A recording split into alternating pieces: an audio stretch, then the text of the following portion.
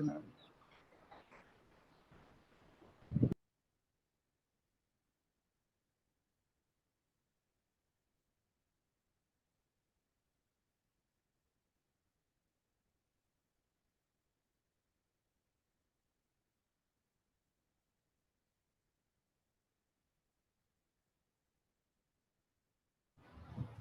In the time being, we would love if you could put where you are joining us from, which part of the Caribbean or the world.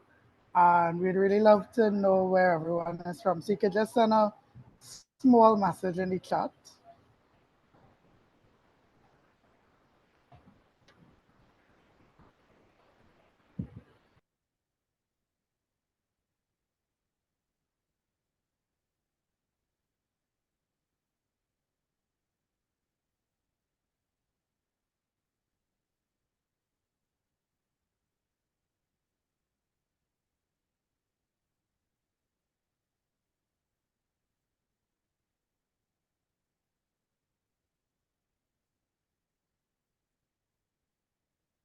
Someone is here from San Fernando in Trinidad. Nice.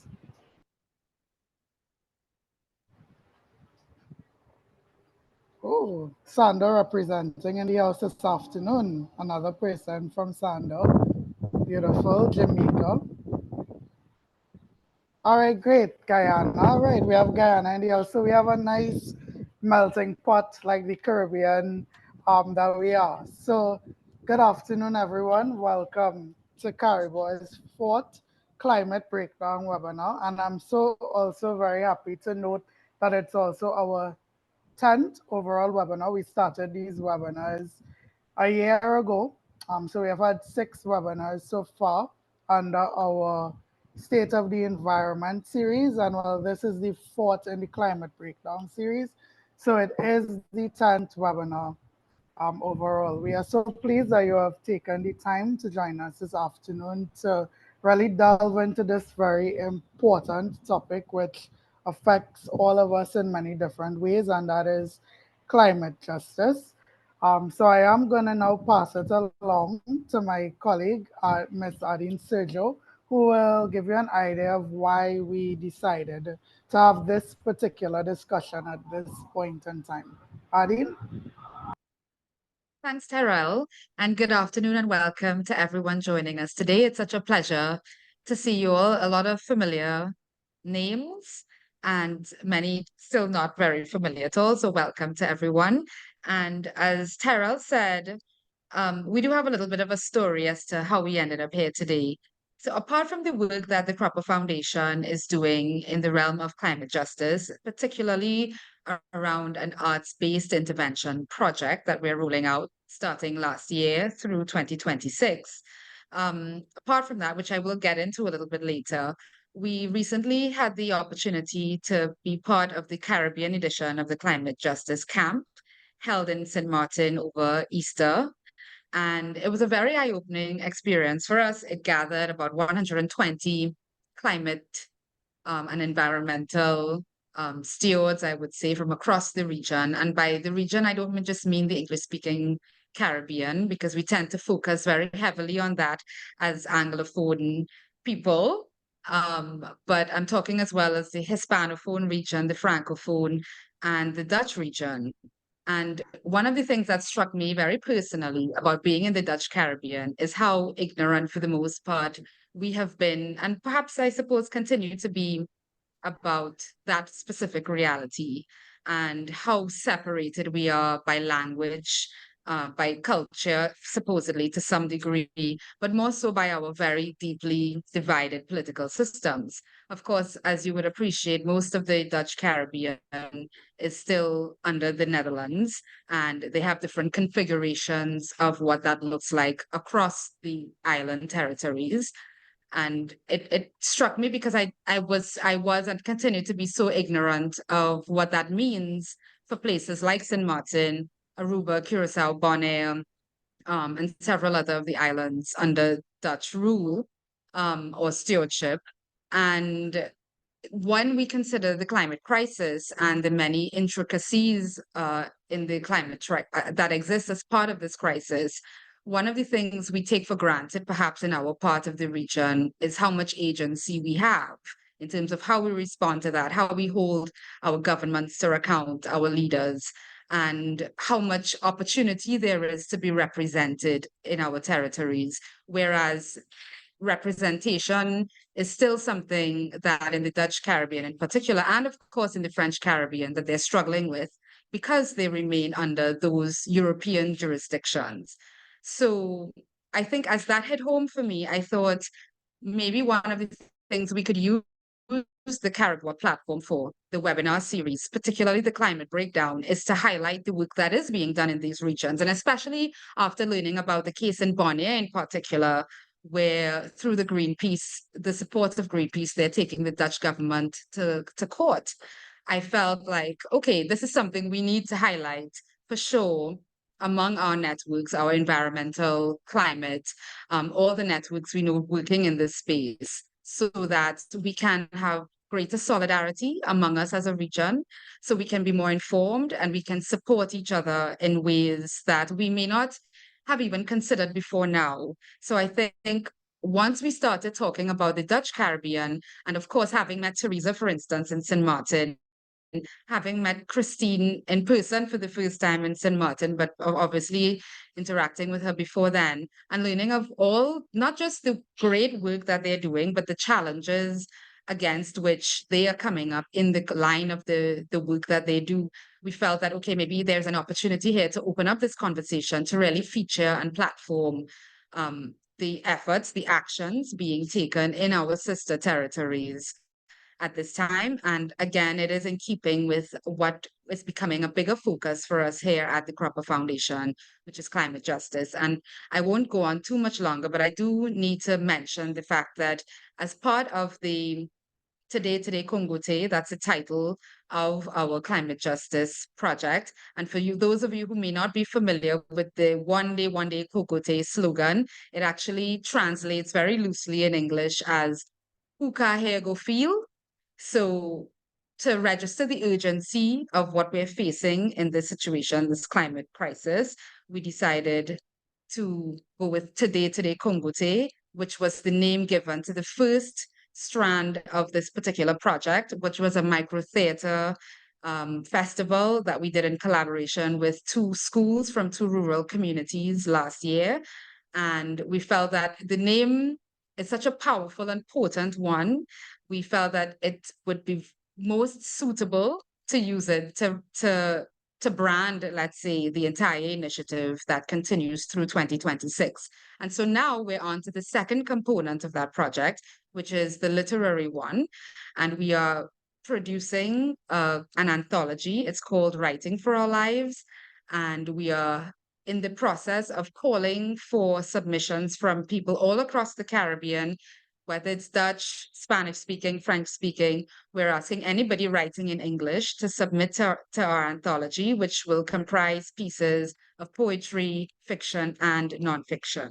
So all of this is very timely. Actually, just this week, we've been hosting sensitization webinars for writers and would-be contributors to the anthology so that they could learn more about climate justice and climate on the whole and what the implications are for our region. And so this is really very in keeping with the work that we're doing around awareness and promoting the issues associated with climate change policy, with the economics of it, and all of the social issues that could and are already arising out of the climate crisis. So without any further ado, again, I want to thank you, and I want to encourage you also to visit our anthology webpage. You can find it on the Cropper Foundation website, thecropperfoundation.org /writing for our lives /. And you can check our socials to learn more about that. So again, without any further ado, Terrell, I'm handing back over to you. Thanks so much, Adine. And if by chance you would have missed some of those resources and information that she shared, we will be well, we have started sharing it in the chat, but we will also send a follow-up email after the webinar with some additional resources. So before I introduce our first presenter, just a few housekeeping rules. If everyone could ensure that their mics are muted, that will be really appreciated. So you can ensure that there are no disruptions during the presentations. Also, if you could take off your cameras, that will also be appreciated so we don't affect the bandwidth of the call. During the presentations, if you have any burning questions, which I know you will have, you could feel free to put them in the chat. There is a segment afterwards where we'll be doing a question and answer. In addition to that, during the question and answer segment, if you have any questions, we just ask that you please keep it respectful to the panelists and the fellow participants on the call. So with no further ado, I am gonna introduce our first presenter, Dr. Teresa Rodriguez Modi. Dr. Teresa Rodriguez Modi is an environmental scientist and advocate dedicated to safeguarding Jamaica's natural heritage. She is the Chief Executive Officer of the Jamaica Environment Trust, which is a non for profit environmental NGO in Jamaica whose mission is to protect Jamaica's natural resources. Her advocacy efforts focus heavily on the need for greater environmental monitoring and enforcement, access to environmental information, the need for transparency, and public engagement. Dr. Rodriguez Modi's work also addresses challenges posed by extractivism and deep sea mining as she proposes actions for the government of Jamaica to honor the Jamaican Constitution, which guarantees all Jamaicans a right to a healthy environment. And with that introduction, there's really nothing left to say but welcome to the floor, Dr. Rodriguez. Thank you, Terrell, and greetings from hot Jamaica. I am going to share my screen. Everybody seeing Terrell? Can you see it? Yes, I could see it. Okay. All right, great. Thank you so much for that introduction. Thank you so much for inviting me here to speak this morning or this afternoon. I guess it depends on where we're joining from. I'll be talking about climate justice in the Caribbean, but I'll be specifically speaking on a particular issue, deep sea mining, and its relationship with the kind of advocacy that we've been doing. So firstly, I'm just going to talk to you a little bit about who in Terrell's introduction, he kind of mentioned JET. Our focus is on protecting Jamaica's natural resources, and we do this through education, conservation, advocacy, and the law. With the hope of or trying to influence individual and organizational behavior, as well as public policy and practice. Despite this often thankless work, we are motivated by the desire to safeguard the future generations to come. Now, our efforts focus primarily on addressing environmental issues, but they're closely intertwined with the broader concept of climate justice. And we recognize that a healthy environment and resilient ecosystems are essential for mitigating the impacts of climate change. We also understand that many of the communities that face environmental justice challenges, such as your poor, the rural, marginalized, they're also most vulnerable to the effects of climate change. Just a few snapshots of some of the kind of work that we do, and then some of the recent publications for over a decade. I just want to highlight that, we have been focused heavily on the extractive industry in Jamaica, bauxite and limestone quarrying, and not only because of the environmental and ecological degradation, but also the impacts on public health and human rights. And I'm not going to speak about the bauxite and alumina industry. I'm actually going to talk more about deep sea mining. And I know some of you have probably heard me speak at the climate justice camp. And I'm not going to get into too much details. It will be an overview, but I want to talk also about the lessons learned, some of the things that we've been doing, so that we can learn from each other. Briefly, deep sea mining, I've just put up a graphic here. We became involved, before I get into the details, we became involved in deep sea mining or the issues around it in 2019. when we learned that Jamaica was going to become a sponsoring state. That contract was later signed in March 2021. But before that, we had engaged in information seeking, submitting access to information requests, participating in peaceful protests with Greenpeace as well. I will just let you know here that we were denied access to any of this information on the grounds that it was confidential, despite the fact that there were potential impacts on the Jamaican taxpayer. So why were we concerned? Well, deep sea mining is a new proposed extractive industry, which intends to remove, as you can see from the image, it kind of like imagine some big vacuum cleaners along the deep seabed, moving along and removing minerals like your copper, your nickel, hundreds or thousands of meters below the surface of the sea. It has been positioned by a few who stand to benefit financially as necessary to address the climate crisis by providing essential minerals for the transition from fossil fuels to batteries. And this despite the fact that we know that technology is already moving away from the minerals found in the deep sea, and the fact that most of the minerals can actually be that are needed for the green transition can actually be supplied by recyclable or recycled minerals by 2050. We know very little about this vast ecosystem, which comprises over 90% of the marine environment. The impacts can be devastating with significant global reach, and the uncertainty around deep sea mining is not only in terms of the environmental science, but also in terms of legal, ethical justice issues and geopolitical issues. It will disrupt pristine environments, leading to significant environmental repercussions and biodiversity loss, ecosystem disruption. A recent report by Planet Tracker in 2023 concluded that deep sea ecosystems are essentially unrestorable and estimated that the cost of restoration from deep sea mining would be so prohibitive that deep sea mining companies would struggle to cover and maintain profitability. Okay, so I've touched on, the why, but let's look at it in relation to a climate justice issue. So if you haven't already picked it up, so the ocean is the greatest ally, one of the greatest allies to humanity in the fight against the triple planetary crisis of climate change, biodiversity loss, and pollution. And it plays a vital role in climate and weather and is essential to all Earth and life. We need to protect it, or ocean protection is needed so that we can ensure health and maintenance of essential ecosystem services.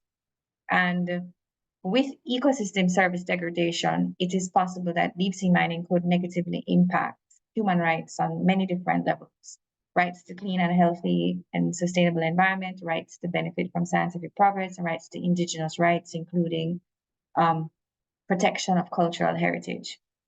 We have further impacts such as access to information, participation in decisions, access to justice, children's rights. There's a whole lot of issues there. And while these impacts have the potential to be felt globally, it will be those the most vulnerable, those in the global south, the small island developing states that are most likely to feel these impacts. And these states are already extremely vulnerable to climate change.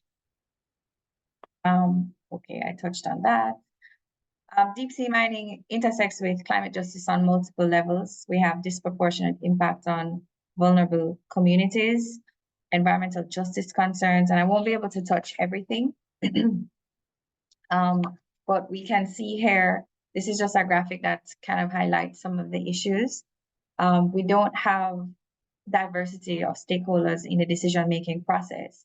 We don't have equity in the decision-making process. We don't have equitable distribution of costs and benefits. And so this is a real justice issue that has the potential to impact globally, but also even the most vulnerable groups.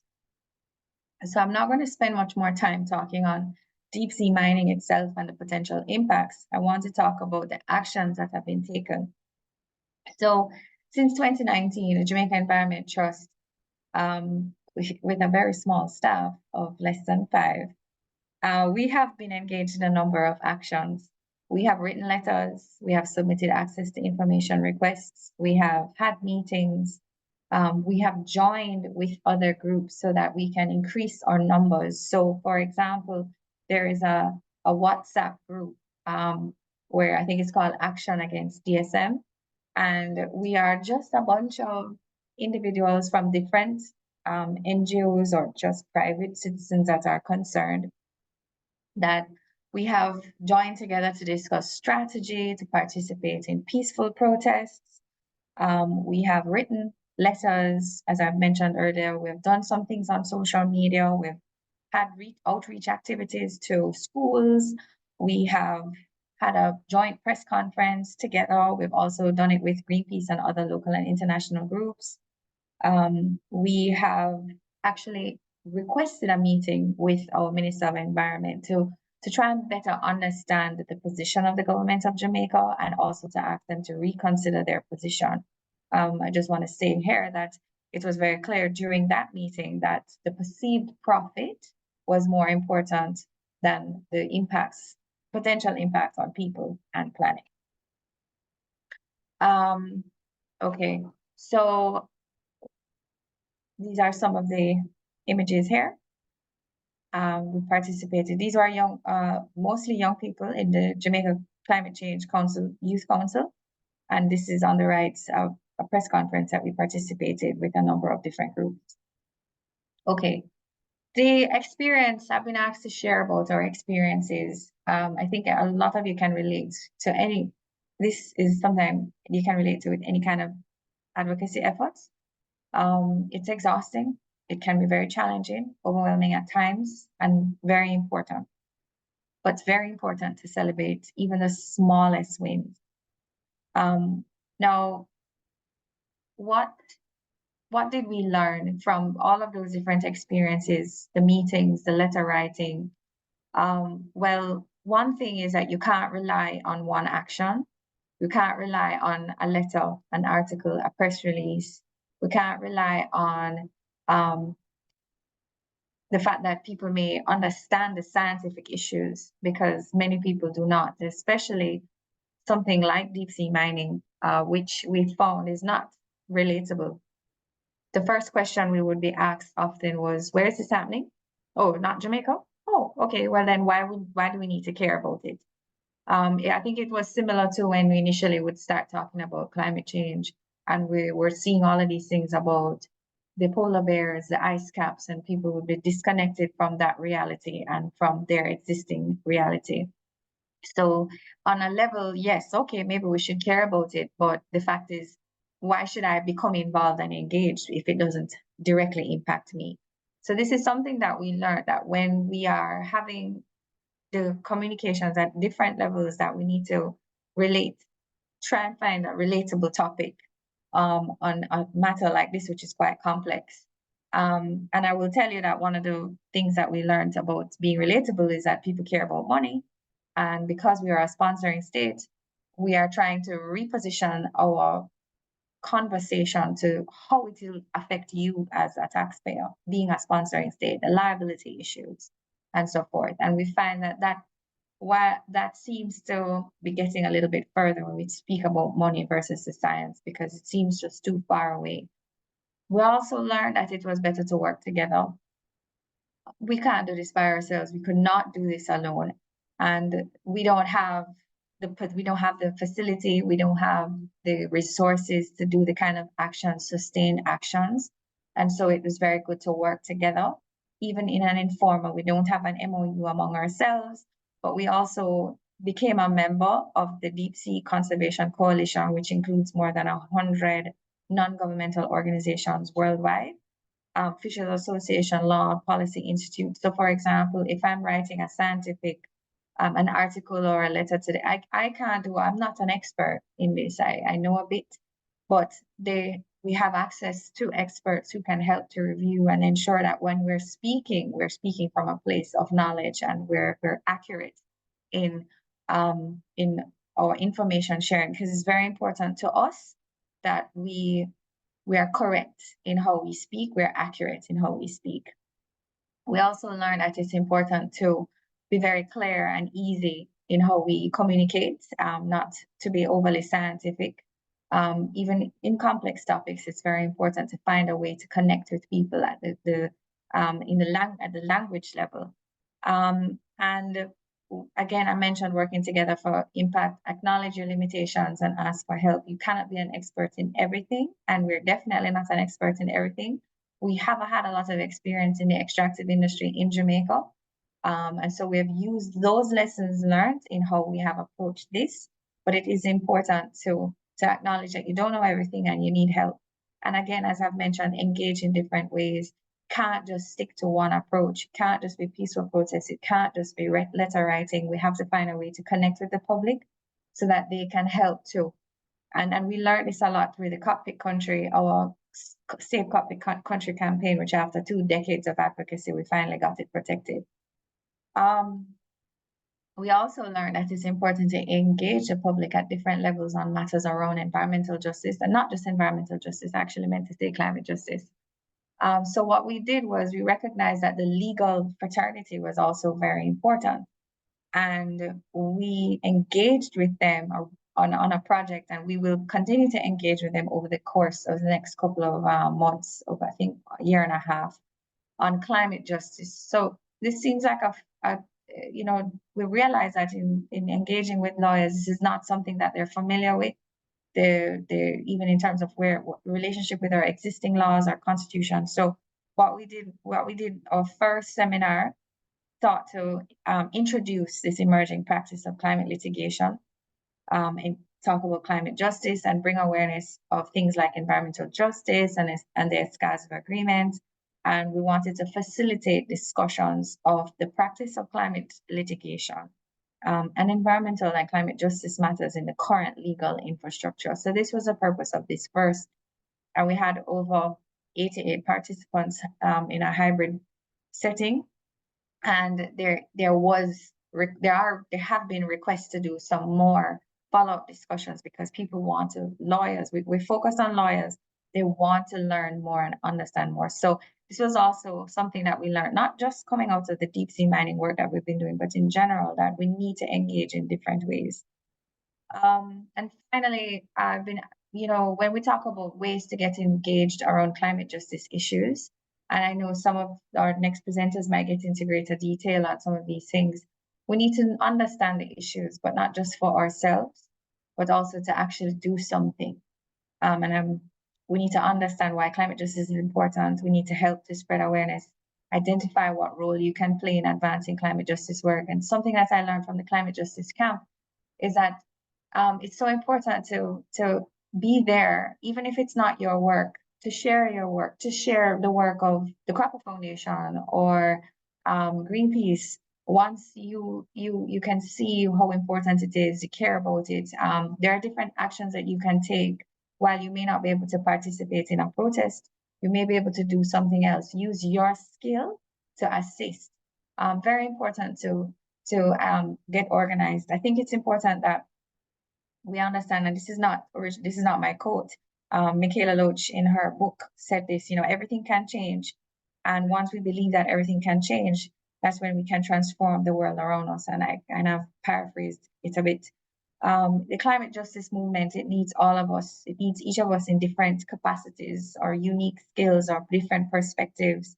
There is a role for each of us. And sometimes I must say that, in the midst of challenges, you feel hopelessness. However, what I have also learned is that hope is an active choice. It is a way of thinking, and we need to give ourselves that space to sometimes feel frustrated, to be panicked. We need to let go of the outcome. We can't control the outcome. We shouldn't focus on if we'll get anything, but we need to do what we can do and not allow ourselves to fall into apathy, because actions, we need to also know that other people's actions can inspire us, but true inspiration should be able to propel us into action. Activism, I'm going to put this up here. Activism is often stressful, emotional, and requires sacrifice, but often can bring tremendous joy because it can also bring people together, and we can learn we can get connections, we can have friendships, and it can be really fulfilling. And I put this up here. This was something that, again, Michaela Loach she's Jamaican. I'm promoting that she's Jamaican, although she has a British accent, climate justice advocate and a best-selling author. This is something that she had put up recently on our social media. This was in relation to what's happening in Palestine and Israel, but she was speaking about getting organized and rather than all our thoughts and our words are sitting in helplessness, because you can feel helpless at times, it's important to get organized and understand that there is a role for each of us. And I hope I didn't go over my time, Terrell. Thank you very much. No, perfect. Thank you so much. As expected, a very inspiring and informative presentation. And I just loved how you placed climate justice in the context of the interconnectedness of the world and the natural environment and ecosystems. So while someone may not necessarily make the connection between advocating for deep sea mining and climate justice, they are connected because protecting our oceans is protecting important ecosystems that have important ecosystem services like sequestering carbon and so forth. I loved how you also connecting the issue to everyone on a grassroots level. Sometimes people speak about their livelihoods and their bread and butter, but we need a healthy environment to have those things to even be, concerned about in the first place. And I love how you rallied people to get involved. So without spending too much time, I'm gonna introduce our next presenter, Mr. Oni Amarari. And before he presents, there's gonna be just a brief poem, but first, Mr. Oni Amaranciano, is a well-known agriculturist and activist in Bonaire. Mr. Amaranciano works closely with Greenpeace to raise awareness about the effects of climate change on Bonaire and advocate for authorities to make progress on ensuring the island is climate resilient. In a recent interview for Greenpeace, Mr. Amaranciano lamented that it is becoming more difficult to grow vegetables on the island because of the changing conditions. Drought as a result of climate change could make agriculture on Bonaire considerably more difficult in the future. But Mr. Emerenciana is optimistic that as long as people pay attention to the problems and organize themselves to take actions, solutions can be created. So to introduce Mr. Emerenciana's presentation, I'm now going to hand it over to Jackie, who will do a brief poem followed by Mr. Emerenciana.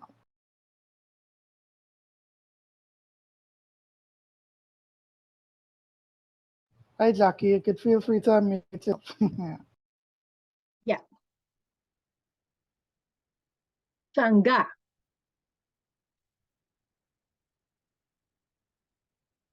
Trapped.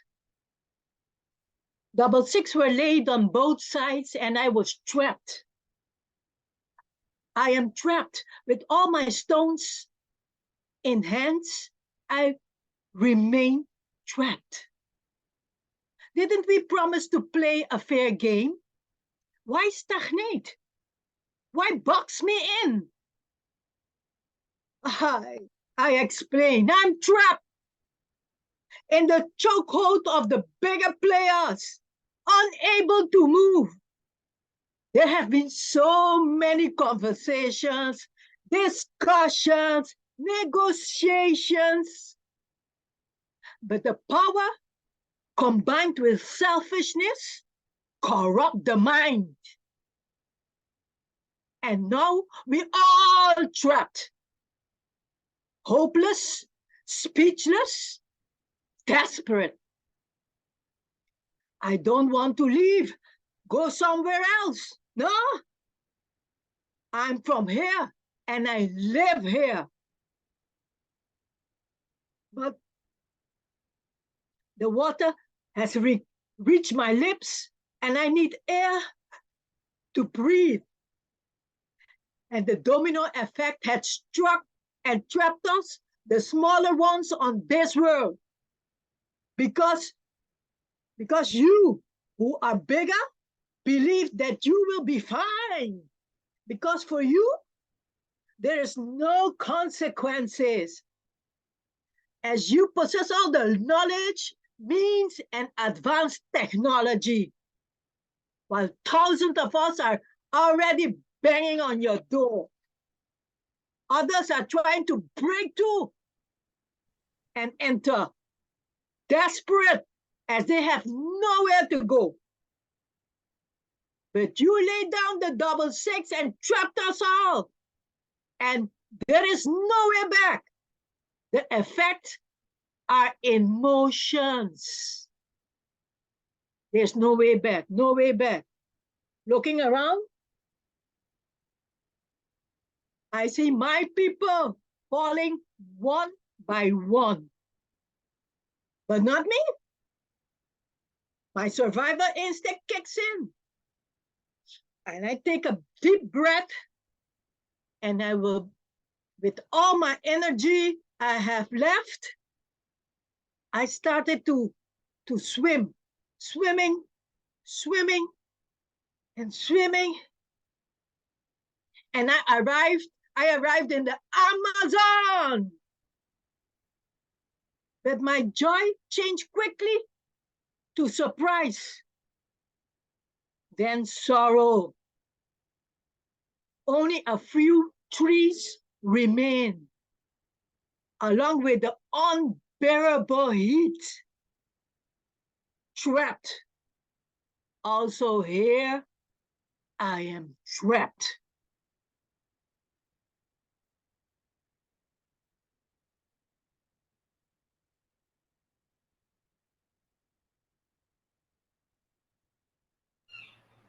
Thank you so much for that very powerful and emotional reading, Miss Jackie. So now I invite Mr. Emerenciano. You could feel free to unmute yourself and begin your presentation. Hi, I'm Oni Merenciana. I live on Bonaire. Bonaire is one of the part of the Bass Islands. We used to be on the Antillean side, but now the three islands, Ceiba, Statia, and Bonaire, are part of Holland, and the other islands are on their own. I joined Greenpeace because there is a problem coming up for us in the future. The University of Amsterdam has found out that over 30 years, all the south part of Bonaire will be underwater because of climate change. And that was for us who's wanting that doesn't happen, something that we have to think about. Climate change is affecting the whole world. The CO2 emissions that mostly the big countries are putting into the air are causing a lot of trouble around the world. Also for us, we are not the ones, because in Bonaire there is no industry that pulling out pollution. So the consequences this bring is for us. Let me give you an example. So the 1/5 part of Bonaire will be underwater in 30 years. Another thing is that the sea is warming up. We are a small island that depends on tourism, and everybody comes to Bonaire to see our corals. But with the warming up of the sea, the corals are bleaching and dying. So it becomes a problem for us. Also, the sea is the fishes are going away because the sea is becoming warmer.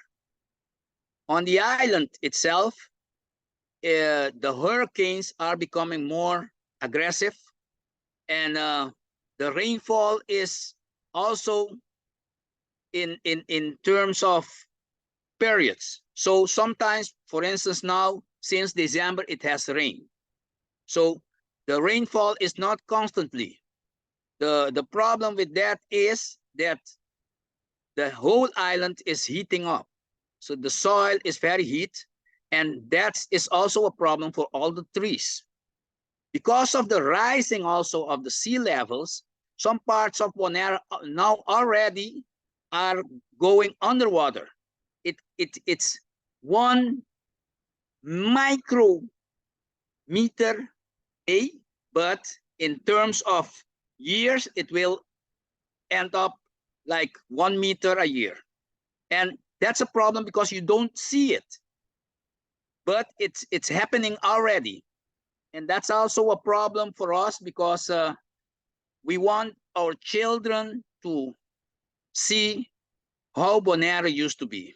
One thing is also that the emissions do is heating the air.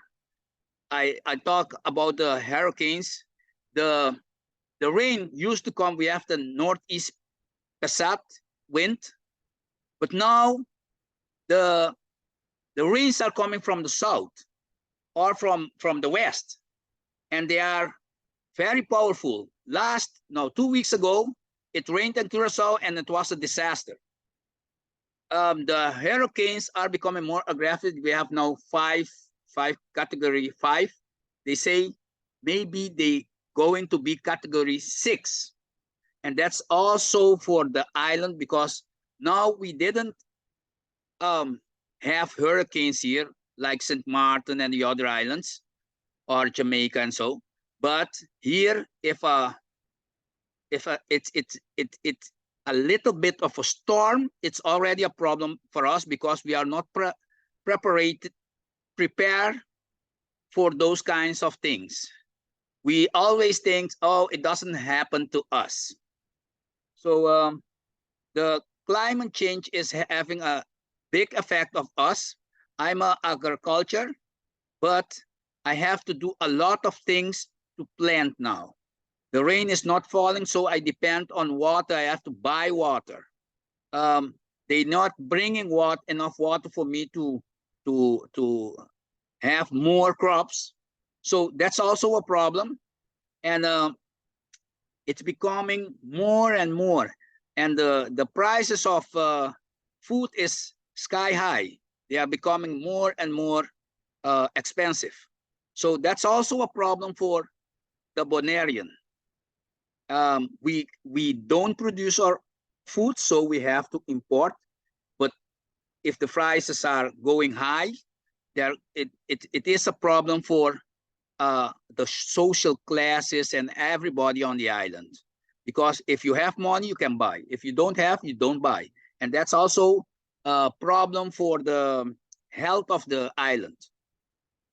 What we do, we are a part of Holland. So Holland is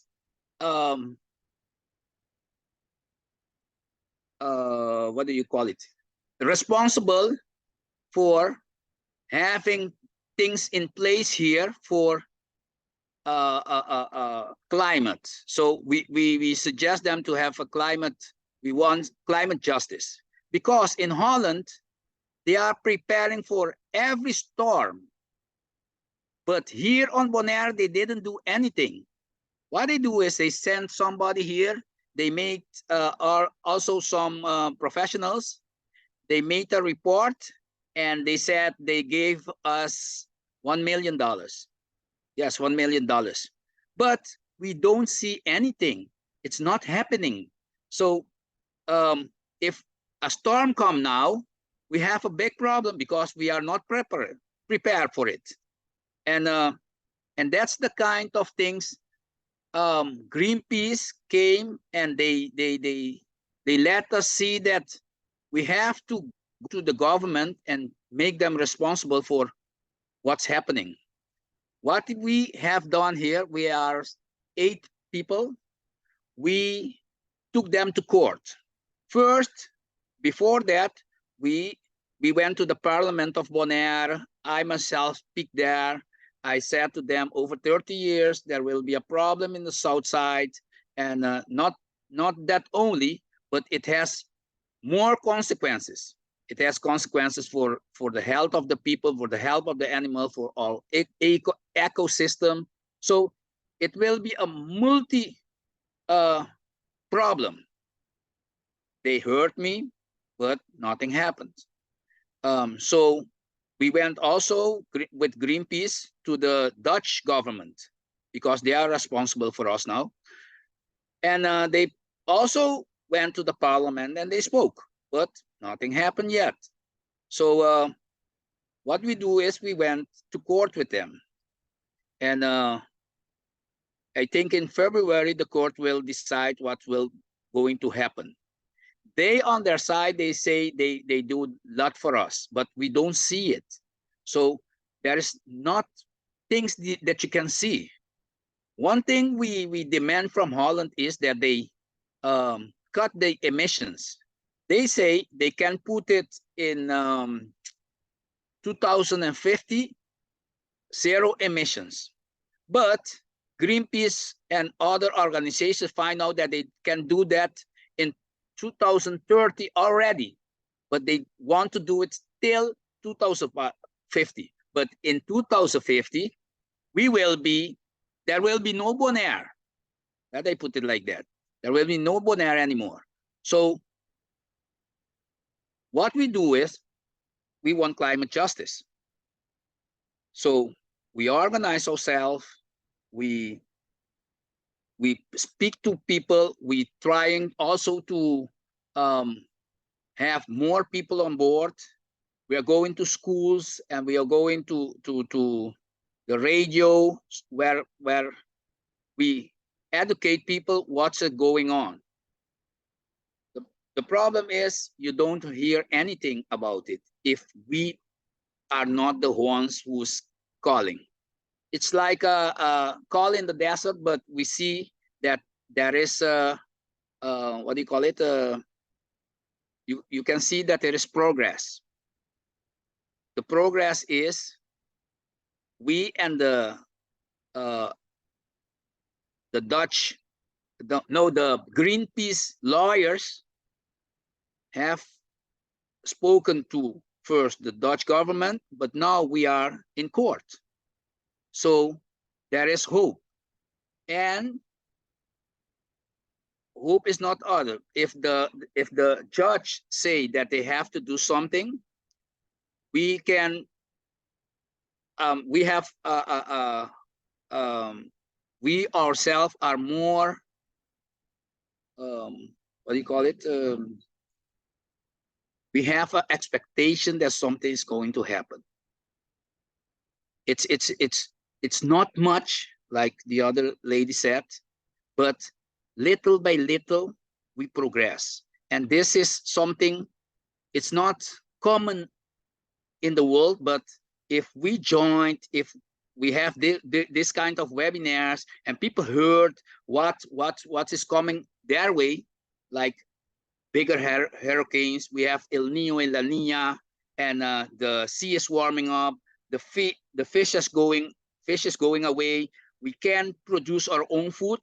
So if there is a war or something happens, we are going to die because we didn't do anything for ourselves first. And now you see that here on the island, we organize meetings.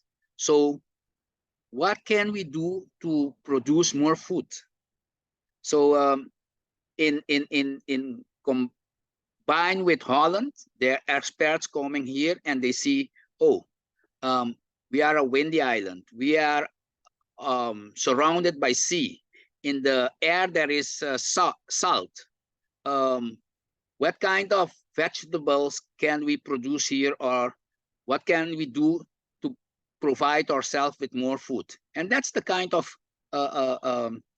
climate justice that we want. The first thing is that we want that Holland protect us. We want protection. We want that the same thing as a municipal in Holland have, because they have already plans.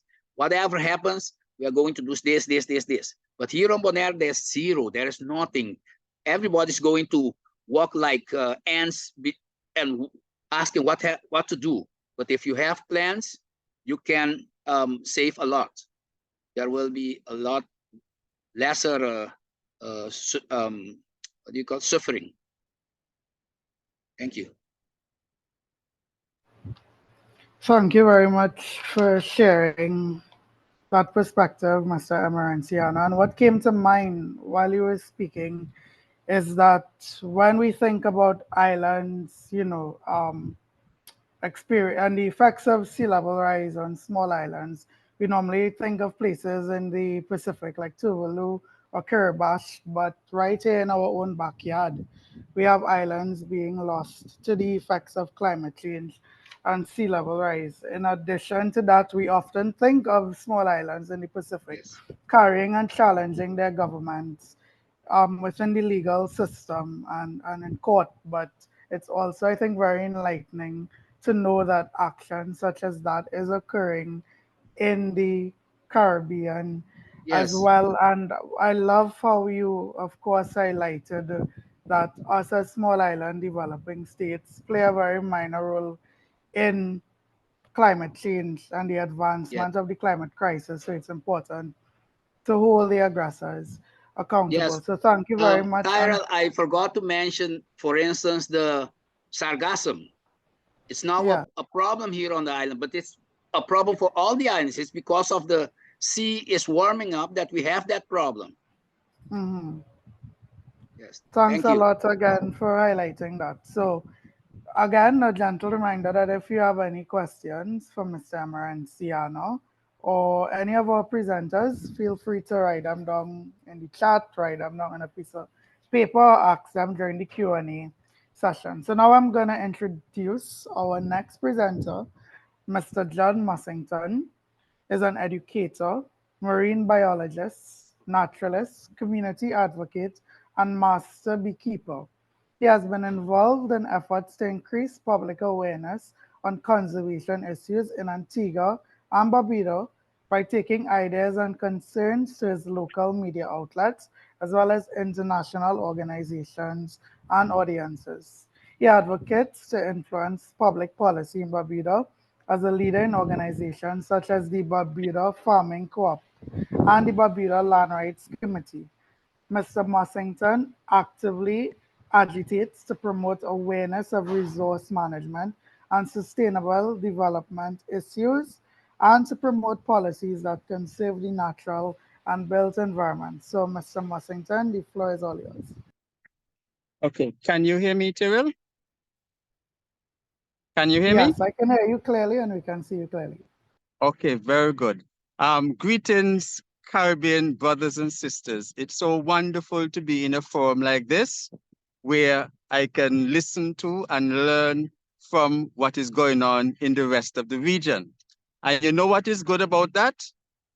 Everything that you're talking about there as a small island and even as a continental territory, much of it we are facing as well. And it shows the commonality, our common history, our common challenge that we continue to face. And in this day and age now, we are all facing together, I think, the worst challenge so far, and that is the climate crisis and what climate justice is all about. Now, I am from the island of Barbuda in the nation of Antigua and Barbuda. We are a smaller community because we are designated as the sister island. Barbuda is 62 square miles, whereas Antigua is 108 square miles, and there's a third island, Redondo, which is not inhabited. So Barbuda, as a small community, has a unique history. Barbuda is an island which is owned in common by the people of Barbuda. And let me tell you how that came about. In the period of enslavement, the island was leased by a British citizen by the name of Codrington. And so in 1834, when slavery was abolished, Codrington made representation like all the planters in those days. Look, I'm going to lose my assets, so I need compensation because slavery is going to be abolished, and I need my compensation for the loss of my assets. So Codrington got his compensation, and so he left Barbuda, as we say around here. He packed up the Georgie bungle, and he left with his compensation and left Barbuda. Now, you know what the assets were? The assets were Barbudans, human beings. And he didn't look back. But we were left on that island to fend for ourselves. The British didn't look at us, but you know what we did? we had our African ancestry. And so even throughout that period of enslavement, we were accustomed to live off of the land and the resources. And so even at that stage, when the Emancipation Proclamation was read, it wasn't even read in Barbuda. We only heard about it, my grandparents. And they said, okay, everybody else free, then we free too. And so we continue to live off of that land. Now, somewhere about around 1904, the British government decided, because they managed these parts as the Leeward Islands, they did not want to take responsibility directly for that little tiny island with just a couple, less than 1,000 people, black people on there. So they say, all right, let us attach them to Antigua. And so a law was passed in 1904 called the Barbuda Ordinance. And so we were latched on to Barbuda, and a governor representative called the warden was basically given the responsibility to look out for the day-to-day well-being of the Barbudans. Fast forward to 1976. In 1976, we got passed in the Parliament of Antigua and Barbuda a law which is called the Barbuda Local Government Act. And that law brought into being the Barbuda Council. And let me give you a quote as to what was said in terms of that Barbuda Council. There shall be created a body corporate called the Barbuda Council, which shall have responsibility for the administering of the island of Barbuda. That was 1976. So that essentially formalized, even in a more concrete fashion, the whole concept of communal ownership, all of us owning that land a particular way. So whenever a person, a Barbudan, needed land for farming, he needed land for building his home, he basically, the warden would just allocate a plot of land. You did not have to buy land. Now, fast forward to 2007. Under the then administration, we went even further, and the Barbuda Land Act was created. And that Barbuda Land Act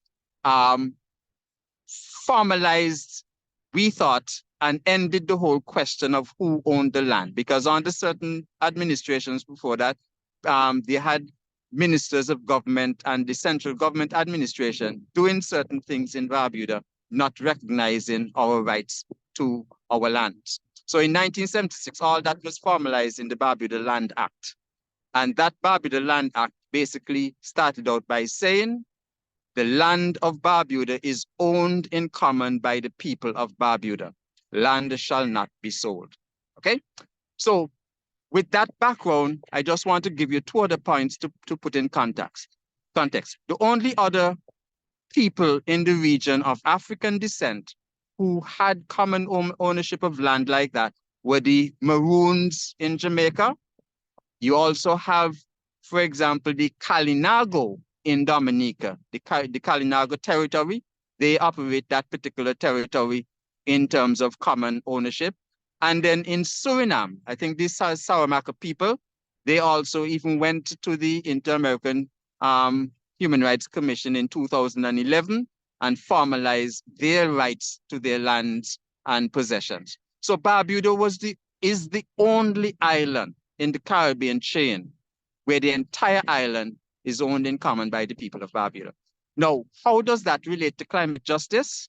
Well, it so happens that in 2017, we were hit by the strongest hurricane recorded in the history of the Atlantic up to that point, 2017, and that was Hurricane Irma. Hurricane Irma slammed into Barbuda, passed directly over Barbuda, and it wreaked havoc. Now, that was not our first hurricane. We started seeing a spate of hurricane from 1989. At my age, and I'm over 60, before that, I'd only heard of hurricanes, for example, in 1960, and that was before I was born. 1989 was the first memorable hurricane that I experienced as an adult. And then by 1995, we were hit by Hurricane Lewis, Category 5, basically devastated the island. And so from 1995, every year, we, in the hurricane season, have to contend with a storm, hurricane, something like that. So that is climate, the climate crisis happening there. That's a climate change. We feel the brunt of it. And so we did not cause it, but yet we continue to feel the brunt of these vicious storms. And when it comes to climate justice, who then pays for the inconvenience, the livelihoods that we're losing, our homes every year during hurricane season, that we have to contend with these things? No, that is bad enough. But the 2017 disaster had, on top of that, a worse disaster than the hurricane itself. And that is disaster capitalism, and that is land grabbing. Okay? And what I'm going to tell you now, it is something which, for us in 2017, seemed to be the start of a playbook, the recolonization of the region, because Puerto Rico got hit. And what happened in Barbuda, you have the gentrification in Puerto Rico in terms of the people's properties and resources being taken over by big business. Then you have Providencia Island in Colombia. They were hit by a hurricane as well. Just the same way, people moved in to take advantage of that storm to force through changes that the people were not in favor of and which would disenfranchise people in terms of their livelihoods and how they have been living. For us in Barbuda, what that meant was the 2017 hurricane. The central government administration used that opportunity to begin to change our land tenure system. The first thing that happened was that we were evacuated off of the island under the notion that there was another storm approaching. That other storm never hit, but nevertheless, we realized that we were being kept off of the island. And while all that was happening, plans were put in place to redevelop the island into a luxury real estate scheme, where the plan was for up to 500 units. These are lots of lands would be created, and those 500 lots would sell for an average of 4.5 million US dollars for each lot, and you had 500 of those. Now the land for that was leased in 2016, somewhere around there. And at that time, the people of Barbuda didn't know the details of what was going to happen. But it took the storm, they saw an opportunity, and they said, look, let us just get the people off of this island and let's create a luxury real estate market. So imagine 500 of these luxury lots. The lease money that was paid, because the land was leased, the lease money that was paid, and I think it was something like 650 acres, probably 700 acres in total in terms of those 500 properties. The money that was paid for the first 80 years of the lease, the life of the lease, was 5.6 million US dollars.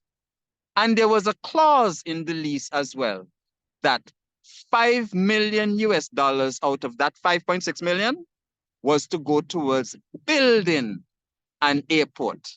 And that airport was to be used for the private jets so that the millionaires can land their private jets, get transferred down to their enclaves. Everything is behind 10-foot barbed wire fence now. Go to their private enclaves to enjoy their private property. Now, for a lease rent of 5.6 million US dollars, and 5 million of that we have to pay to build them an airport. So how much is left back? 600,000 US dollars for those 500 residential units. You're talking about looking at something like 3-4 billion US dollars in terms of profits. And you talk about neocolonialism, extraction of wealth, and that is happening in 2017. Right now, 2024, we are still fighting that. So climate justice, where is the justice in that? We had to suffer because of a storm, the disaster capitalism, somebody taking advantage of that disaster to then further recolonize us in terms of extracting wealth again from our region. So that's the reality of our situation. Now, what did we do to resist that? Because we didn't just sit down there and take that. As early as 2017, there was a state of emergency declared which prevented us from coming back to the island because under state of emergency, some of your fundamental human rights are curtailed.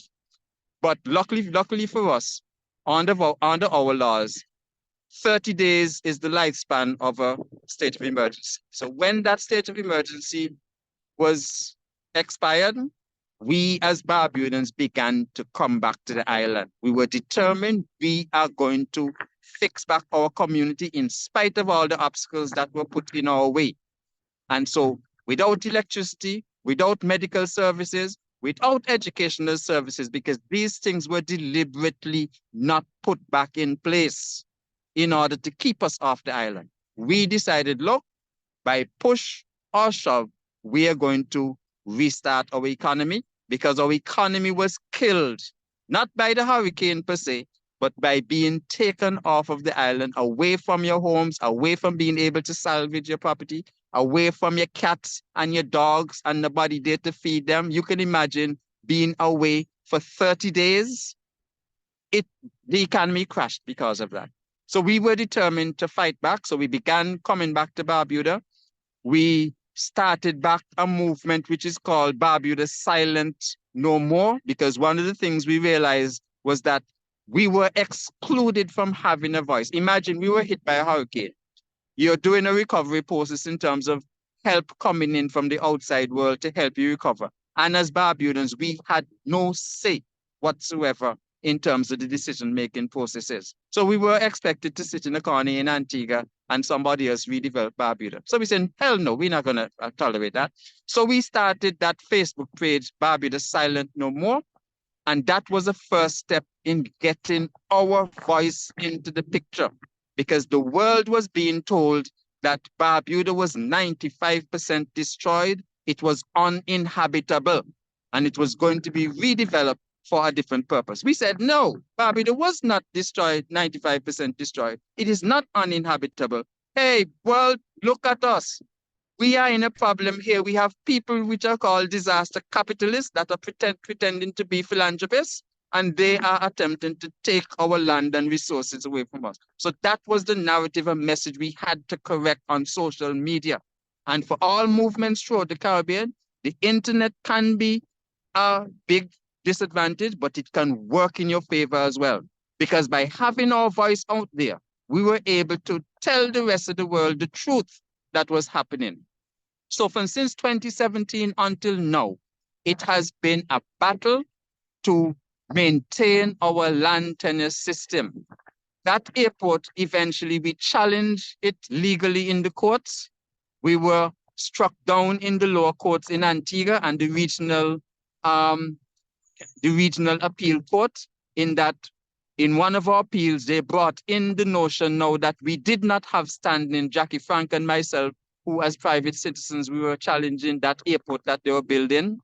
And there were lots of environmental problems with that airport. There was no planning permission granted against our planning laws. No environmental impact assessment was done. So we took them to court. And at the Caribbean Appeal Court, they brought in this notion that we didn't have standing. So we said, no, we could not leave it there. So we went to our final appellate court, which was the Privy Council in November last year. And we received a verdict in February this year, February 27th, to say that we do have standing. What that did was to prevent not only us as Barbudan, but everybody else under the jurisprudence of the Privy Council from that precedent being set, where ordinary people had a right to challenge things that were going to be preventing them from enjoying a healthy environment, which is a human right. So that monumental victory at the Privy Council means that we can continue fighting. Now, I want to draw to your attention, one of the things we did as well was to form networks. And so one of the first network we formed was the Stronger Caribbean Together, because we realized what was happening in Barbuda, disaster capitalism, land grabs, that seems to be a pattern now being used by government to disinherit peoples from their land and resources. So strongercaribbeantogether.org, look up on that page. It brings together people from Belize, Puerto Rico, Grenada, Providencia in Colombia, and other islands throughout the region, Jamaica as well, in terms of joining together, sharing ideas, sharing information, and supporting each other in resisting what is happening throughout the region in terms of the climate injustice that is going on.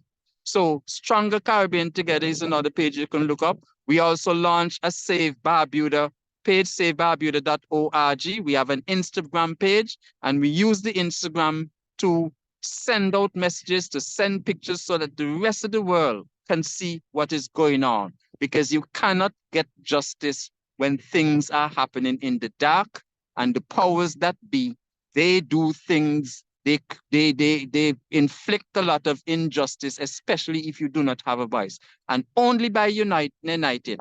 So Barbuda Land Rights Committee, we have formed ourselves into an organization. We are part of the Stronger Caribbean Together network, and in working that way, NGOs, civil society organization, ordinary people, we have to band together and support each other in terms of seeking climate justice. That Escazú Agreement is another foundation, and these are things that we need to be aware of and support each other in going forward. So that is our story, Caribbean brothers and sisters, and everybody else from the rest of the world, our supporter on this planet Earth. Happy to be here today in terms of this forum, so we can all give encouragement to each other, support each other, support the vision, one common vision. We have one common region, one common planet Earth in terms of coming out of these climate injustice that we have to fight. Thank you for listening to me. Thank you very much for that powerful presentation. I think the name of that coalition, Stronger Together, really ties together all the different actions that are occurring across the Caribbean, because no one island, organization, or person can mount this monumental fight that is currently happening to really protect vulnerable communities in the face of the climate crisis.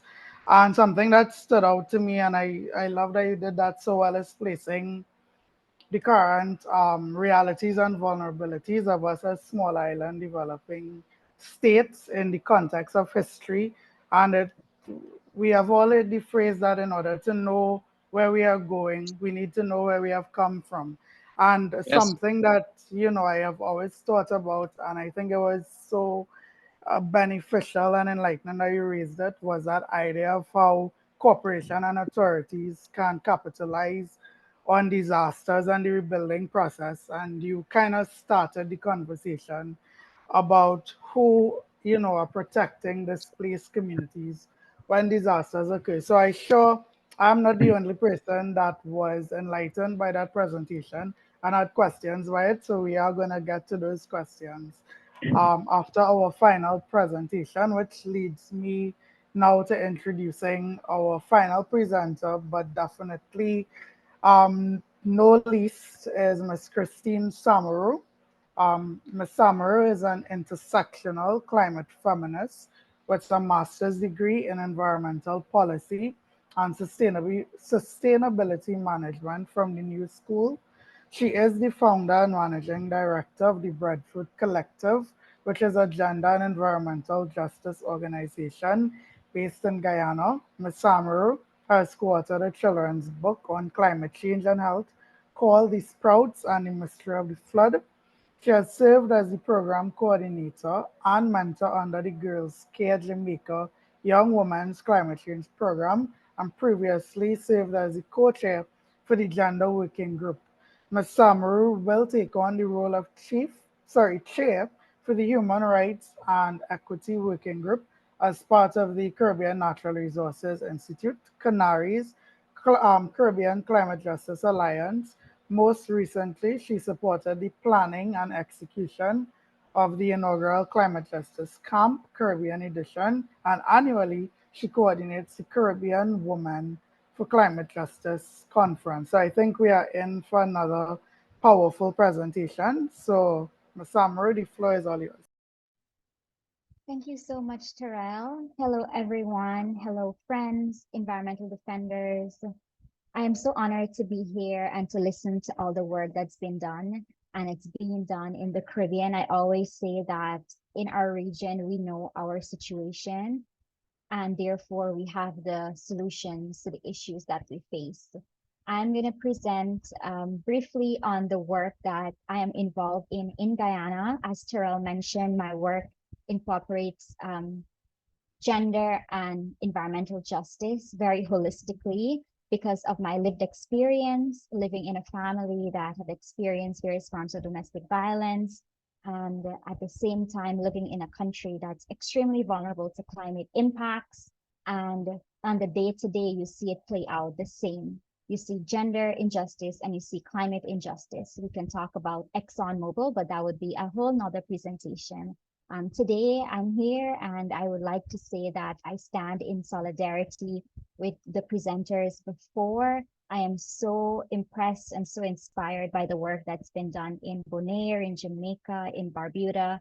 I continue to use those stories and those actions as inspiration for my work in Guyana, because as you know, we are living through a battle against ExxonMobil, a global entity that continues to wreak havoc to our coasts, but also when you look at the day-to-day livelihood and well-being of our people, in the next couple of years, you can definitely see how that would play out. And at the same time, as people that faces these issues, as people that was brought to the Caribbean, taken food into coming to the Caribbean. Now we are faced with the climate crisis, and the climate crisis, fighting against it, it doesn't come at easy cost. It's a very high price you pay to talk about the climate crisis and talk about the issues you face.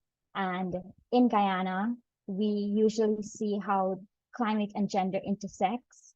And, it's really important for me to note that last year, this month actually makes 1 year since a fire occurred at Madia, an indigenous community in Guyana that took the life of 20 young children. And it's important for me to mention that because there are gender and environmental dynamics that played out in that fire. It's also important for me when I'm talking about the climate crisis, to note that we are living through a period of genocides. We're seeing it play out, and it's important for us to call it out when we see it. We're seeing it in Gaza, we're seeing it in Sudan, in Congo, and right in our community in Haiti. And whenever I'm given the spotlight, it's important for me to raise and talk about what's going on in the world. It's important for us to adjust our lens in our country, in the Caribbean, and more so in the world, because genocide links directly into ecocides. So as mentioned before, I'm the founder of the Breadfruit Collective, and I'm going to be sharing a few of the campaigns, the work that I'm involved in regionally, to give you a regional perspective of some of the solutions and some of the networks that are available, because I want you to know that there are work being done. And as you heard from the presenters previously, I hope you're feeling inspired to know that despite we face the climate crisis, we are also people of grit. We're standing up to it, and we're fighting against it as much as we can. So the world is currently dealing with multiple and intertwined crises: the climate crisis, unprecedented biodiversity loss, and raising inequality. Recovering process could provide a unique opportunity to pave the way to a better future that places climate, nature, and of course, people and the most marginalized people at the center. And I think that's what we want. We understand the climate crisis, we understand the recovery process, and we understand what it means to center people that are most affected. And that's what we're pushing for. That's what we want our government to do. Threats and pressures on the environment and its resources amplify gender inequality and power imbalances in communities that are already coping with resource scarcity and societal stress. We know in times of disaster, gender-based violence, other types of violences usually goes up. And we know climate-induced disasters are going to be continuously occurring because, again, of the way we have lived, not us in the Caribbean specifically, but the impacts that it has on our lives. Approaches to the climate crisis must be feminist, must be grounded in intersectional approaches. And when I said feminist and intersectional approaches, it means that we're creating space for those most vulnerable, those most affected. And so my approach to this work has always been the Caribbean has always been left out. We're still being left out of spaces when we're talking about intersectional climate justice. And so if we're going to create spaces, we have to make sure that we're creating spaces for people who don't look like us. We have to create spaces for Indigenous people who have been on this land for long, who has been taking care of our forests. We have to make spaces for people with disability, LGBTQ persons, young people, elderly people. We have to make space because it's important for us to know the various narratives that would impact the solutions that we develop. And so my organization, along with the Climate Conscious podcast, previously have held 2 conferences centering Caribbean women. The conference is called Caribbean Women for Climate Justice, the annual conference to really facilitate regional engagement and engagement on having these discussions on climate and gender and focusing specifically on the Caribbean.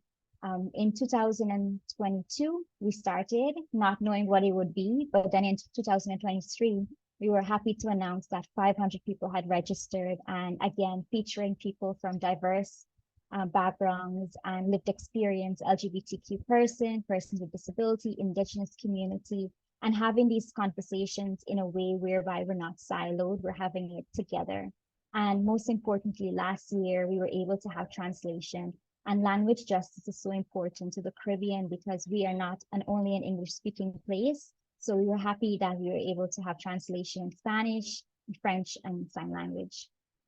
Most recently, we held another campaign called Truth Be Told, a Caribbean call for action on gender and climate justice. And many persons on this call was involved in that campaign. We did this in line with the COP that was happening. As grassroots people, we know that the COP is not the end all be all for us. Life goes on. And so we use the momentum that's usually for the COP, and we held this campaign. And really, we really wanted to raise awareness on gender and climate, to advocate for policy change and amplify the voices of people who are already doing the work in the Caribbean.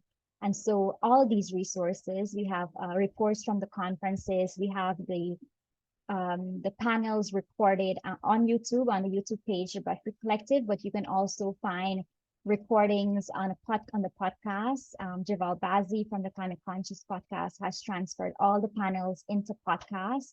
And so you can access these resources, and we encourage you to access the resources and use it. Because again, we usually find that it's really hard to find data in our region. And so when we are doing all of these campaigns, these conferences, one of the things that we're trying to do is to create that resources that people can use, that people can actually use in supporting their policy in their work. And we try to make it as accessible as possible. And importantly, so both the conference in 2023 and the campaign, it was supported by the Caribbean Climate Justice Alliance. And this is an alliance that I'm a part of, and I'm really, really proud of it. It's a part of Canary, and I'm going to encourage everyone here to, if you are part of an organization, to be a part of the Climate Justice Alliance. And the Alliance aims to amplify the voices of the most vulnerable and those on the front lines of the climate crisis in the Caribbean and enhance the impacts for climate justice, including linkages to environmental justice, economic justice, social and racial justice. So we do have a number of thematic groups: access to finance, adaptation, loss and damage, gender, human rights, just nature-based solution, just transition, and roots of climate change. And it's important for you to know that the importance of community. When we're fighting it, when we're fighting against these big entities, we may find that we may be alone in this. And so it's important for me to highlight these networks and these alliances because it gives you a sense of what's happening in the Caribbean. And also because we're small spaces, small countries, small territories, a lot of times we lack resources and capacities. But when you're a part of alliances, and for me, as a young person fighting against and even being targeted as a young person, I find there's so much hope in these alliances, in these communities that are really grounded in grassroots action. So currently there are 50 civil society organizations that are part of the Caribbean Climate Justice Alliance. And again, I welcome all of you to check out Canary. And even if you want to follow up with me to provide more information on it, when you join the Alliance, you can be a part of a thematic group and you can be a part of the work that's being done. You can also work and create the agenda. This is another part of the Caribbean Climate Justice Alliance that came out of COP last year, was the Caribbean Climate Justice and Resiliency Agenda. And basically, this is a roadmap 2023 to 2030. It was based on the thematic groups. We came together and we produced this document, and it's aimed to be a roadmap for people to use, for them to use, and you can adapt to it based on the work that you are doing. It enables collective advocacy to amplify the voices of the most vulnerable and influence national, region, and global policy. The agenda enables collective action towards pro-poor, inclusive, environmental, sustainable, and climate resiliency approaches to development. It's a shared vision for and by civil society. As I mentioned before, we were the ones that authored, that wrote chapters in the agenda. And so again, I'll encourage you to check it out. It's available online, and really look and see how it can, how it can work in your case, how it can be attached to the work that you're doing or you want to do within your community. So Mr. John mentioned the Stronger Caribbean Together network, and I couldn't agree more with everything that he had mentioned about this network. I am so grateful that my organization is also part of the Stronger Caribbean Together network. And this is another grassroots network that connects communities across the Caribbean, aimed with generational knowledge and with experiencing who are battling the impacts of the climate crisis. While the rest of the world braces for climate crisis, and this is from their website, Caribbean communities began reeling from its impact decades ago. As we know, as people from the Caribbean, we did not cause the climate crisis. And if you look at how we lived, we are people that know our land. We were brought here to work the land. So it is in us to take care of our land. So when we talk about the climate crisis, I like to say that we already have the solutions, because we have been living in a way in line with nature for as long as can be. And so I really appreciate this network, because it really shows us what's the power that is within grassroots groups. And it's another network I'll encourage you to join. I'm so grateful that I am a part of the network, and I was able to become aware of both Mr. John and Miss Jackie's work in Barbuda. And as I mentioned before, it continues to be an inspiration for my work in Guyana and our work as human rights activists in Guyana fighting against Exxon. And lastly, I will speak a bit about the Climate Justice Camp. So I am very, very, very interested in creating spaces. I know what it's like to be excluded. And so for me, because now I have a platform, it's important for me that when I'm entering a space, I am taking it, whatever I'm learning, I'm bringing it back to my community. And so last year I was in Lebanon. I was invited to a climate justice camp. The camp was it was the second of its kind. So there was one in Tunisia and one in Lebanon. I had over 450 people there. However, when I was looking for the Caribbean group, there was only about 5 or 6 of us. And you can imagine, again, our stories being lost.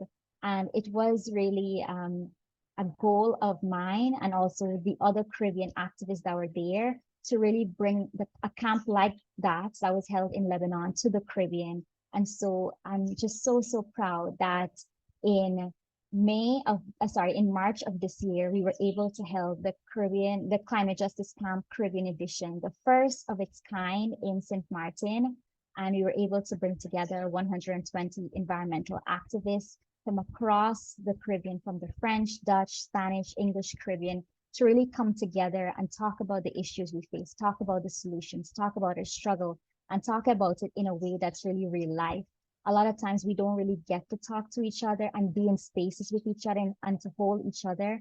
And so this camp was really, it left a lasting impact. And I'm so honored to be able to say that I was able to be on the back end of working towards bringing this to the Caribbean and making it possible And I would like to also share that although the camp ended, another network was started by the people that attended the camp. And there's so much plans that's being implemented, that's being in the works. Because again, when you bring people together, and I like to say again, Caribbean people, we love to be in company with each other. We are people that are extremely smart, that is extremely knowledgeable of our context.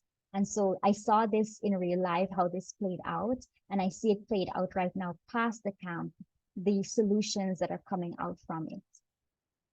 So that's a little bit about the work that I do regionally. As I mentioned before, gender and climate justice is really intersectional. And so you would see and you would often hear that I'm talking about, bodily autonomy, mental health, education, youth development, because these are all issues that intersects with the environment. I also have children, programming for children and young adults, because it's really important when we're talking about these issues, we're talking about it in a really holistic, inclusive, and intergenerational space and an intergenerational way, because we know that the climate crisis really requires that all of us are coming and all of us are using what we can with what we have to really change the narrative. And before I close, I just want to read a quote. Because whatever has happened to humanity, whatever is currently happening, it is happening to all of us. No matter how hidden the cruelty, no matter how far off the screams of pain and terror, we live on one world and we live in one Caribbean. And so the struggles that we face, we talk about the intersectionalities of our identities, but we can also talk about the intersectionalities of our struggles. And when we win, it's not just a win for ourselves, but it's definitely a win for the entire Caribbean. So with that, I'll close. Thank you so much, Terrell. Thank you so much, Christine, for that very enlightening presentation. And there was a picture on one of your earlier slides in the presentation that said, the climate is changing, why aren't we? And I think that the work that you are doing and pouring into the region is really, reaching people, and one person at a time. I do believe we'll start seeing that change. And something that stood out to me, there is a gap in data in a lot of spaces. And I love that you are creating and contributing to these knowledge hubs and data, which is valuable resources to, of course, contribute to strategic and informed action and advocacy. So thank you very much. So now we move on to the question and answer segment. I'm gonna just a brief reminder to please be respectful of the panelists and the fellow participants, and also just being mindful of time, just a little concise when asking your question. So I am going to open up the floor. Feel free to unmute yourself and ask a question to any one of our presenters, or if you have a general question, any one of our presenters could feel free to take a shot at it.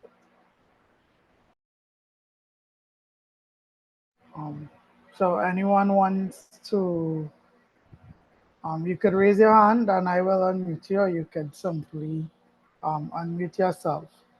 But as we wait, Mr. Mussington, I had a question for you. Are you aware of any countries currently revising their laws if needed to protect communities displaced by disasters from the predatory practices, some of them that you would have laid out in your presentation? Unfortunately, I don't know of any country in our region right now that is actually actively doing things to legislate protection for indigenous people, Black people, and so on. Unfortunately, the opposite is happening, in that we find ourselves having to fight legislative changes. So for us in Barbuda, imagine legislative changes were being made since 2017 to erode the rights that we have. The Land Act was repealed. So one of the things that we're going to have to do is to try to lobby the various governments. The Escazú Agreement is an excellent platform, in that those countries that have signed on to it They have to. They have agreed to make sure that justice is accessible to environmental defenders. They have to make sure that there is prior, free, and informed consent, which means that you have to be involved in the decision-making process.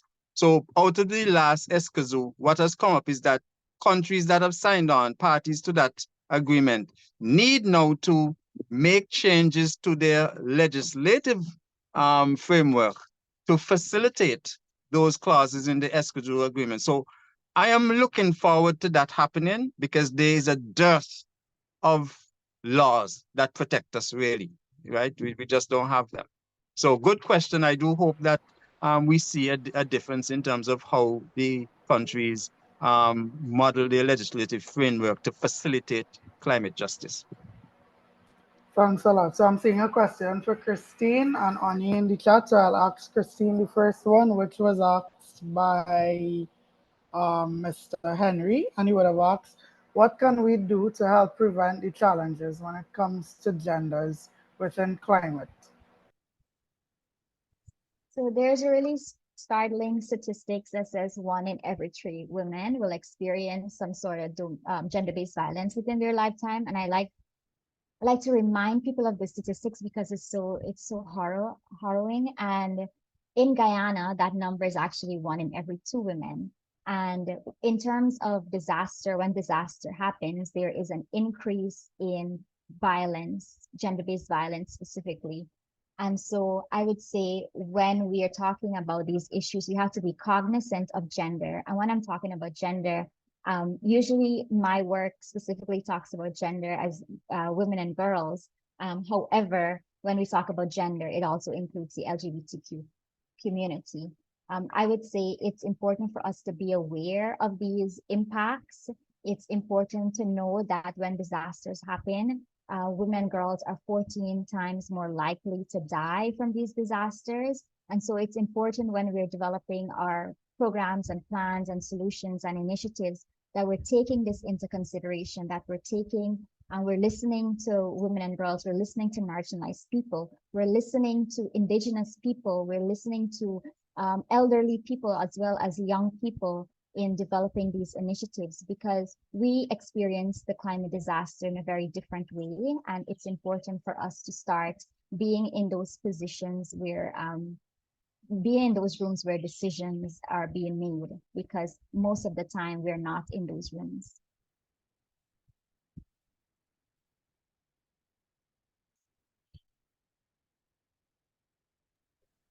Not hearing you too well. Wow, classic. I had myself on me. Thanks a lot for pointing that out. So, Mr. Amarancian, I believe during your presentation you would have spoken a bit about how climate change is affecting the population of fish in Bonaire. So, someone, Ms. Tomlinson, had a question. Did you mean that fish are migrating to another location or that they are dying? They are migrating.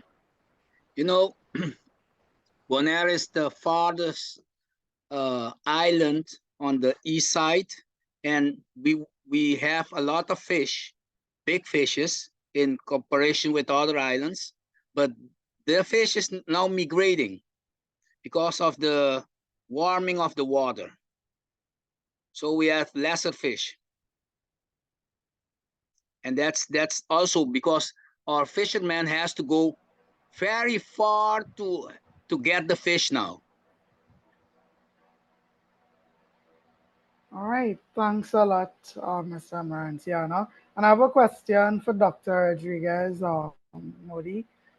You on the issue of deep sea mining, right? I know you all are working very closely, advocating against it and to ensure that there are guardrails if it does come to pass. But when it comes to the Caribbean and deep sea mining, is it something that foreign entities are pushing, or is it something that regional governments are pushing because of economic interests?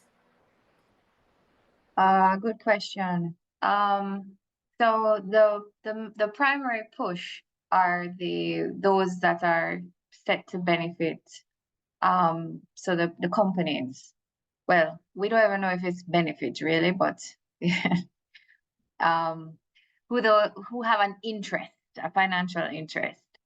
And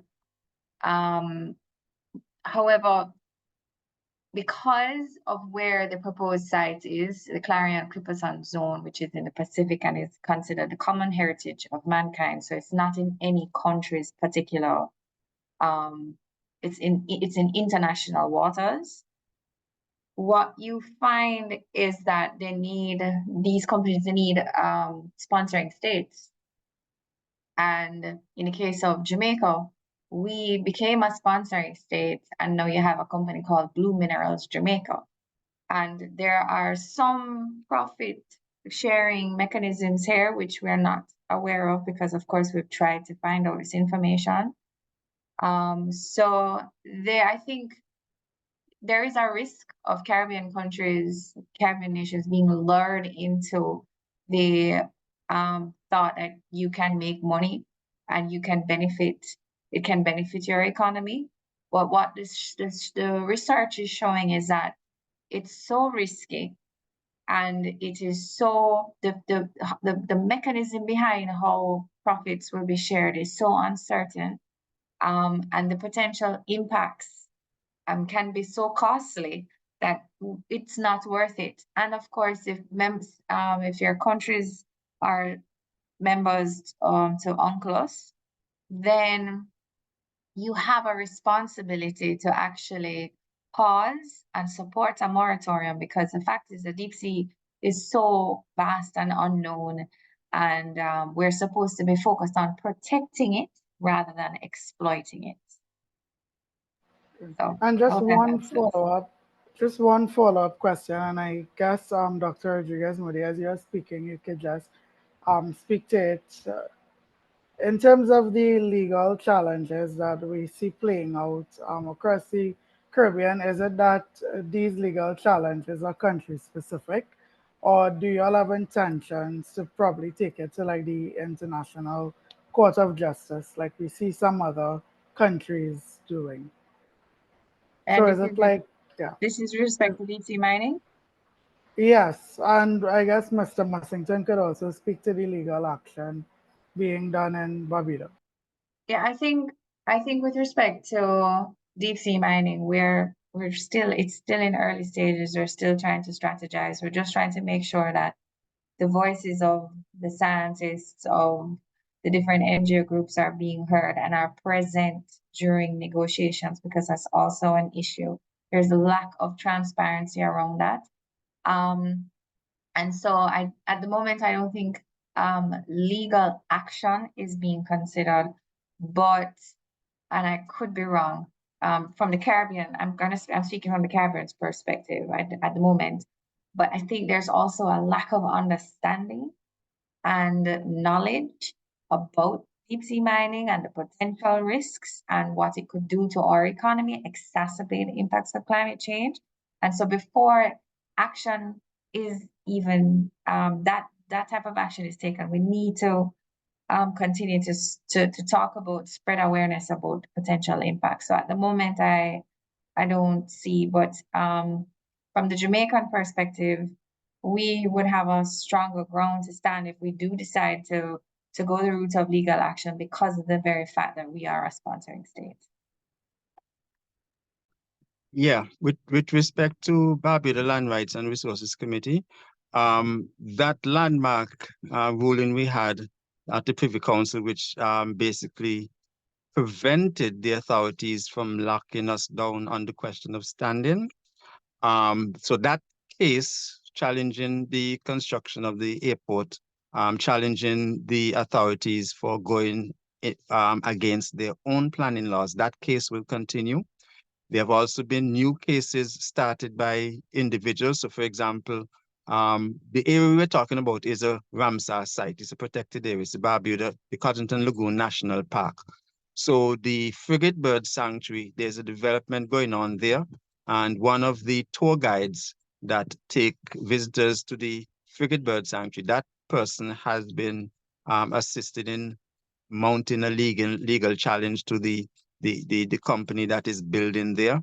On the other side of the island, landholders who were in danger of another quote unquote big development, which essentially is a real estate development, taking up their lands. They have taken that matter to the court as well. And so there are going to be a number of these court actions where Barbudans who have been impacted and in danger of being forced off of their lands, their traditional lands, we're going to be filing cases in the court to resist that. So cases have started, cases are continuing, and there are more cases to come in terms of resisting what is happening. All right, thank you very much. So being conscious of time, there is one more question in the chat before I end today's session. So this question is Mr. Maranciano. Is there another way to spread the message further so that the country of Holland, well, the Kingdom of Netherlands, can be more alert and aware to Bonner's environmental climate?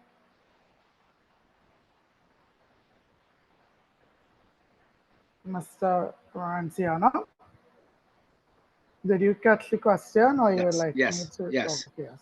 yes. We have the organization of Greenpeace, and Greenpeace is helping us to spread the word. But we ourselves are trying to get more support on in Holland itself. We have some people there, students who are studying in Holland. They are also campaigning for our climate justice. So we do it here and we do it in Holland. So they know about us, and I think with Greenpeace is over the whole world. We are they are hearing us all, and we are making a lot of films, and we put them on YouTube and on Facebook, so other can also join us. All right, thank you so much. So with that, I would firstly like to thank all our presenters for the time and effort that they spent to join us today, to answer your questions and to really put together these very enlightening presentations. I would like to thank everyone who, of course, had to take time of their day to be here with us, to absorb this information and hopefully either start a discussion, in their community or workplaces, or get involved in groups such as the Breadfruit Collective or the Jamaica Environment Trust, or wherever you are, get involved in a local group that contributes to environmental change and advocates to ensure that countries really uh, stay committed to the commitments that they would have made.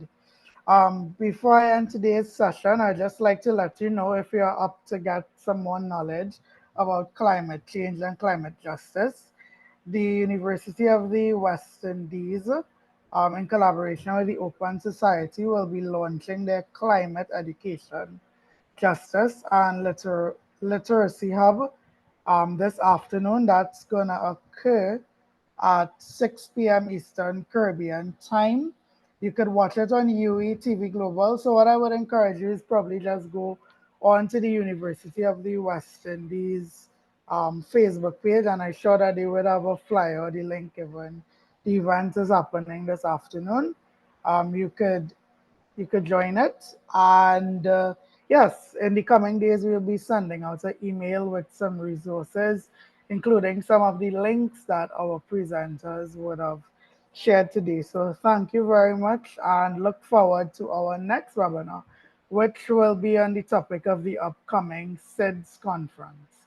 So I do hope you have a great afternoon, and bye for now. And I'm Thank you, saving Daryl. all your kind messages. Thank you very much. Thank you. Thank you. Bye, everyone. Bye, Daryl.